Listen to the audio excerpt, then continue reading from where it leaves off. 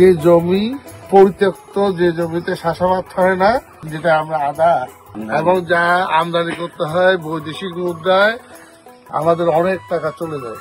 আজকে আপনার মতো যে কৃষক আরো যারা আছে তারা যদি এটা করেন নিজেরা লাভবান হবেন। কৃষি উৎপাদনে কিন্তু ট্যাক্সও নেই, কৃষি মৎস্য উৎপাদন ট্যাক্স সরকার তুলে দিচ্ছে শুধুমাত্র আমরা যাতে আমাদের দেশটা যে মানুষ আছে, যে ডিমান্ড আছে, যেটা আমরা নিজেরাই প্রডিউস করবো, বাইরে থেকে আমরা আনবো না।